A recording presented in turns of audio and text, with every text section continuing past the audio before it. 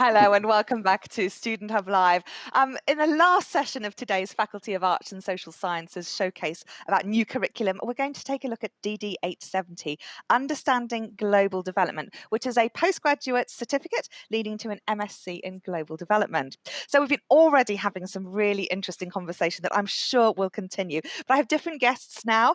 So I'm joined by Dinar, Peter and Frank. Welcome today to our virtual studio. So, we've been talking a lot about development, and I wonder, Peter, if I could ask you to respond to the question about why studying global development matters so much now. Yeah, Karen, we've been in lockdown. I'm in lockdown. I've had COVID. Other people have suffered with this disease. My high street has been looking like a post-apocalyptic zombie movie. So we have a global economic crisis, a health crisis. And this is not just affecting those of us who are in the global north. It affects people in the south as well. So, which by the South, I mean Asia, Africa, Latin America. The head of the World Food Program said that we are on the brink of a global food pandemic, as well as as an economic crisis and a health crisis. He said it was a global famine, potentially of biblical proportions. This was in a Guardian article from April. So, what does that mean for us who study and research global development? Well, for your viewers, this is an opportunity if you take DD870 to learn about how to address these very pressing global issues, these humanitarian, the food catastrophe. This is going to need people who work in the development industry, who work in health, who work in water and sanitation, who work in agriculture. So for those students who are interested in DD870, it could lead to either working in the development industry or it could lead on to more academic research or PhD. So there are various options. Interesting. But Peter, again, I mean, we've already got development policy and practice with an MSc at the Open University. So why are you launching a new MSc in development management? Well, we've been in this arena for some time. We launched our original development management degree in 1996. And since then, we've had over 1,400 students, including some quite high profile people. I don't know if I can say that one of the leaders of one of the major parties was one of our students. Who was a leader of a party between 2017 and 2019. So your students can try to figure out who it might have been. So we have people who are in the development industry and others. But we start to think about, well, what do we do now? Because we really wanted to refresh what we're doing. And so we thought that what we could, when we came to rewriting it, we thought what we could build on the success by providing something that would appeal to both of these groups that I've discussed earlier, the people who were interested in development industry and also in studying more academically development policy and practice. So this is really an opportunity for those students. And also longer term, we're thinking about building a curriculum that runs right the way through undergraduate development study, through master's degree and on to PhD. So we want to create those links a little bit more solidly. And Dinar, can you follow on from what Peter was saying about the MSc and how we're sort of, I guess, introducing new structure and content? Yeah, I mean, just to follow up on the Peter, the old MSc, the title was MSc in Development Management. The MSc is MSc in Global Development. What we have tried to do is introduce the new structure, so you can have 3 modules of 60 credit, and you basically finish the masters. Then second is more focus on content. What we have done in this one is that the content is cutting edge, focuses more on sustainable development goals, whereas the earlier MSc was focused more on Millennium Development Goals. Also, as Peter pointed out, we focus on more on global, the issues which are not only which faced by the South, but also in the North. So these are the new content ideas. Another thing, we have tried to introduce the contemporary skills in the new master. So for example, most of the master has the essay writing or project report as skills, but now we have went one step ahead and introduce the skills such as blogging or vlogging or doing a podcast. These are really critical skill in the new age, new media in landscapes, and the students should be able to keep up with, or you students should be able to keep up and have those skills. So we have tried to do that in our new master. Another feature I will say is the critical feature of the new master is the pedagogy, where we have introduced the more choices for the students to choose for which subject they want to do their projects on, or the areas such as formative assessments. So it is sort of a mix of a very cutting edge pedagogy structure and the content. That's why what we have introduced in new master. And the last critical feature for those students who are really has some time on their hand and really focused and really wants to complete the master in 2 years, we have created a way and a pathway for those students so they can finish the master in 2 years and doesn't have to spend 3 years in doing that. Oh, that's fantastic, because I know time is of the essence to a lot of people, so that's Yeah. great to see. So we've got a slide here showing the MSc in Global Development and the credits as well that students can look forward to taking part of here. Is there anything you wanted to detail about this slide? So I will say the registration open, and it provides you the details of all the. This web page is accessible for the students now. They can go to the Open University website and then access this web page. It provides all the learning outcomes, all the critical aspects of the master, as well as it provides you the provides a description of three modules which are going to form the part of the masters in global development. Brilliant. That's perfect. So can you talk us through then what students will actually learn in the MSc in Global Development then? What sort of areas of content do you cover? There are three critical issues which I already talk about the skill. The second thing I will mention about the focus on the global development challenges. So we are talking about how to make significant global development challenges that we are facing currently in the world. For example, issues such as environmental sustainability, migration, politics of and the race, the identity issues, the, the economic inequalities, not only inequalities but other types of inequalities we cover in the master. Then there is another issue about We're getting quite a lot of sorry. interference from your microphone. I'm not sure if there's we've been having storms and things over here in West Wales. Well, not storms, that's perhaps a bit of an exaggeration, but your audio is breaking up a little bit, Dinar, there. So I wonder if we can maybe just reset that for a second, because I don't want to miss what you're saying here. I mean, Frank or Peter, could you maybe sort of fill us in on the MSc and the various stages that students can go through? Because I really like to focus on the module specifically, DD870, after we've done that. Well, thanks a lot, Karen, for this. So one thing I would rather fill up here is that DD870 is structured in a way that enhances our students' ability to critically think, elaborate, and contextualize global development challenges. I think the module addresses a range of topics. I think Dina has already touched on that, including aspects of migration, climate change, sustainable development, and I think the wider politics of global development.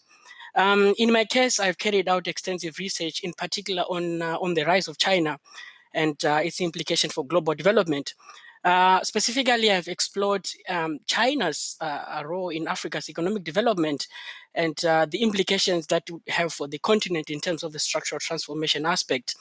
I mean, this is reflected in one of the teaching weeks that I wrote for the module. China, in this regard, I think presents an interesting case study in the sense that I think over the past 70 years, the country has undergone massive economic growth and development trajectories that has resulted in particular in a massive reduction of poverty for the Chinese citizens. But I mean, it also has implications even outside China, in the sense that China is now emerging as a serious threat to the dominance of the traditional donors in global development. Beyond this threat narrative, some would argue that actually China's rise and role in Africa is helpful, in the sense that China now provides alternative development policy and practice, which arguably can be seen to be different from the one which was advanced by the traditional donors after World War II. So, your students or your viewer probably would be interested in knowing, so why does the rise of China tell us in terms of thinking differently about global development? I think the rise of China enables us to indeed actually think outside the normal box of global development, and how we particularly frame this whole idea of development.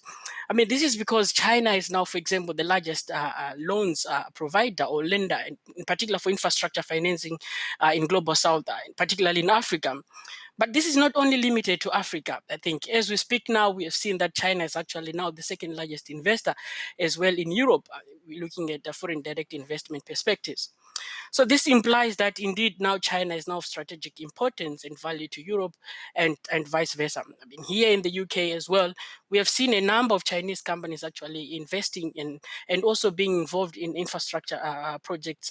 Construction, for example, the Hinkley Point C nuclear power station, the airport city Manchester, as well as the regeneration project of the Royal Albert Dock and the Advanced Business Park, just to mention a few. So this therefore has got implications in terms of how we look at development, in the sense that probably after the end of World War II, we assumed that development was something that happened in the South. But now development is happening even here in the North. And the challenges that I think our civilizations are facing now, be it of climate change, be it in terms of migration, it affects everyone across different spaces. So I think what our students would learn from this new master is this idea of thinking differently about how we look at global development. Oh, thank you, Frank. Well, you asked a question which we've had some response from about how do you think the rise of China has affected countries in Africa, Asia, and Latin America? So let's see what the audience at home had to say about that. So HJ, do you want to talk us through and fill us in on some of the things you've been speaking about? Yeah, so we've had great answers in the chat and great answers on the widget as well. So one of the big words, a lot of people can see that, is exploitation. Some people are saying worried. Some people are saying it's more investment in the global south, or even an alternative to the US. In regards to what's happened before, a lot of people saying it would result in resource depletion or strong arming of those countries in the global south by China. Robert said in the chat, China's become a dominant force in the world for cheap goods, and a lot of nations are neglecting their own infrastructure or their own industries just because you can get it cheaper elsewhere. So there's a lot of thoughts at home on what the effects are, especially in terms of globalism and the environment as well, what the effects could be there. Gosh, aren't you having an interesting discussion at home? It's certainly been a We full-on always do. afternoon. You must be exhausted. All of these things to consider. Well, that's fantastic. What do our panel make of that? Aren't these fantastic responses? Well, thanks, Karen. What I would like to bring here is that I think, the rise of China, as I think earlier mentioned, some people may consider it as a threat in the sense that how it affects, how we understand global development, especially after the World War II. So that has been the main dominant model of looking at development policy and practice. But the rise of China totally changes that, in particular in how the state plays a big role in directing development policy. All right. So obviously, depending with how people look at it, obviously for some it could be an issue of exploitation. In particular in the case of natural resources in the global south, because there have been emerging reports which suggest that China tend to exploit other global south countries, in particular in mineral exploitation. But somehow I think there's this idea as well of replacing the US as the dominant power in global development. So I think these are valid and important opinions that people have, and I think to get a perspective, we will need then to zoom into different case studies to understand what's going on. And that is what our new master will actually enhance our student to have these capabilities to think critically and engage with these development challenges contextually. And Dina and Peter, what stands out for you in particular about this new module? What do you think is so unique and special about it? Dina? Yeah, to start with, the new model, it introduces the sustainable development goals in quite detail, not just the perspective from the perspective of how they are valuable in terms of setting the development agenda, but what are the weaknesses and what are the areas where there needs to be improvement. Another area which we have looked at is a conceptual framework which we have introduced, which is a very innovative conceptual framework which has come from the research we have doing. It focuses on ideas of power, scale, age, and history. It allows learners to engage with the different development challenges. Already mentioned skills issues of management, which we have looked at it. So I will say these are the four key criteria we have, four key, what do you say, the innovative aspects of the new DD870 Understanding Global Development Introductory Module Masters. That's fantastic, Dina. We're still getting a bit of audio interference from you, unfortunately, there. So, I'm yeah, it's a really sorry. shame. Technology. Yeah. It's not your fault at all. Gosh, we've had all sorts of gremlins today. And, the thing about technology is that when it works, it's absolutely brilliant and no one questions a thing. But there's been the odd occasion where I've plugged in a different headset and it's all just gone haywire. So not to worry at all. I just wanted to let you know. And Peter, what in particular do you think is so unique about this module? Well, I mean, one thing I can pick up, Dinar mentioned the environment. And I mean, one of my main areas of research is always, and teaching has always been on, global development and the environment. And I think the message that I would want the students to know is that, this story that we're, exploring in this new module is not all doom and gloom. So they're really inspiring stories there as well. So my week that I write is on power and environmental sustainability. And one of the cases that I focused on is a program developed by the Barefoot College in India, which trains women from the global south to install solar energy systems in their villages. And what this does has huge positives in those localities. It enhances the education of women and girls. It reduces the amount of time that they would have to be collecting firewood, collecting water. It gives these women who have been trained in these technologies new skills and gives them a sense of confidence in their abilities. And I just found it really inspiring. So I think there's a lot there that can be pulled out of it. That's not just I noticed from the word cloud that exploitation was a key thing that students were picking up on. And I think definitely, I mean, that's always been an aspect of global development, but you can find a lot of hope in these stories as well. And I think now more than ever we need hope in the world. So this is what I am inspired by in this material. No, it's fantastic. And of course, this module is part of a wider qualification because we've been focusing in the latter part of the discussion on the module. But when we lost Dina a little bit earlier in terms of the volume, we were talking a bit about the MSc as a whole. Peter, I wonder, are you able to just fill us in terms of how the module fits into the MSc, just because of the quality of Dina's audio here?